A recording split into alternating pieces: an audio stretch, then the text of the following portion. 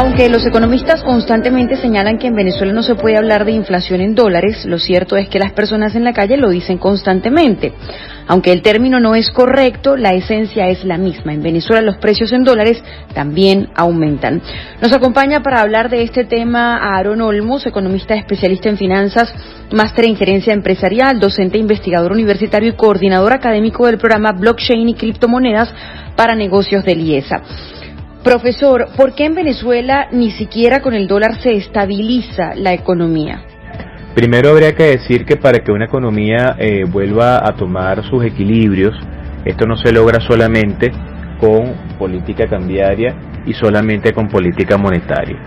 En el caso venezolano y en de las principales economías que han pasado por situaciones como las nuestras, es una mezcla de tomas de decisión de política económica donde el principal elemento se sitúa en la recuperación del aparato productivo para elevar entonces niveles de producción, niveles de oferta, cubrir demanda agregada interna y por esa vía en el mediano y largo plazo comenzar la recuperación del país. En los actuales momentos Venezuela tiene una proyección de cierre del PIB dado por los organismos multilaterales como el Fondo Monetario Internacional y la CEPAL del menos 25%. Eso nos habla que comparado con el año 2019, Venezuela estaría perdiendo la cuarta parte de su capacidad productiva en una tendencia que viene arrastrándose de 7 años con 3 años de hiperinflación. Es una situación en la cual el principal producto de exportación de Venezuela, ya se genera menos de 340.000 barriles día. Y por esa razón no solamente la implementación de políticas monetarias o la asunción de una moneda extranjera puede corregir los hondos desequilibrios que tiene en los actuales momentos del país. Este tema de la hiperinflación que vive Venezuela superó la velocidad del precio del dólar. ¿Cómo se entiende esto? Bueno, para entender la situación monetaria y cambiaria que vive el país, hay que recordar el hecho de que la inflación se entiende como el exceso de liquidez que no es cubierto por capacidad productiva, generando un desequilibrio entre la capacidad de generación de bienes y servicios y el dinero que esto representa en un mercado interno.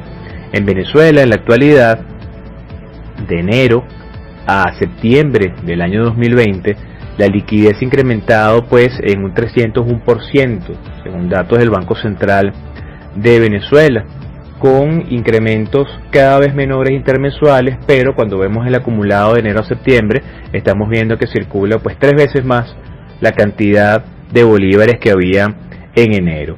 Esto sumado al hecho de que la capacidad productiva en Venezuela viene cayendo y no se está haciendo nada para corregirlo, hace entonces que tengamos una apreciación del tipo de cambio que va a más velocidad que la situación que presenta el hecho de la hiperinflación que estamos mostrando en el país. Es la razón por la cual la carrera que hay entre el tipo de cambio oficial, no oficial y la pérdida de poder adquisitivo del bolívar la podemos percibir con mayor distorsión a nivel de los precios de mercado y con una asignación de precios de unas estructuras de costos que mayormente se están midiendo en moneda extranjera. ¿Por qué no se puede hablar de inflación en dólares aun cuando sí existe esa sensación en el exterior? Bueno, esto es muy importante aclararlo porque la inflación es este proceso de disparidad que existe entre la capacidad productiva y los niveles de liquidez cuando tenemos liquidez excedentaria, ¿no? Eso ya lo habíamos comentado.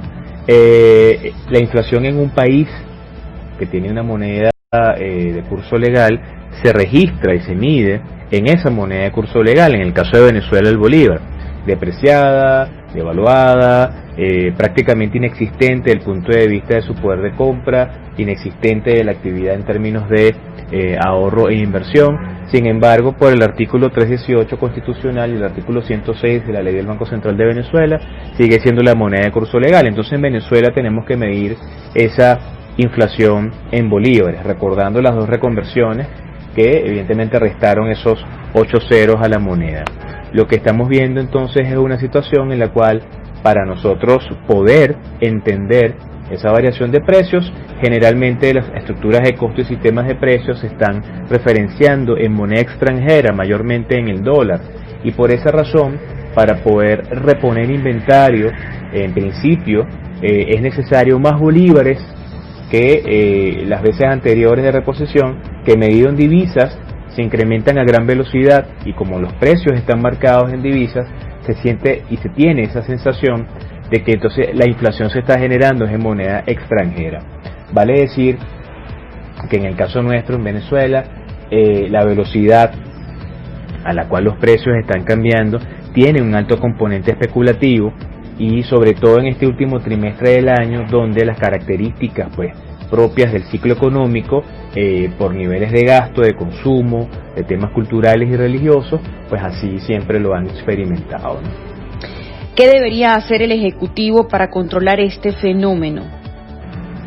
En principio, un gobierno que esté abocado al control de los desequilibrios de su economía interna, tiene que contar con las fuerzas vivas, aparato económico, industrial, comercial, de distribución, de transporte de bienes y servicios, y en los actuales momentos en Venezuela no están dadas las condiciones precisamente por el factor político, ¿no?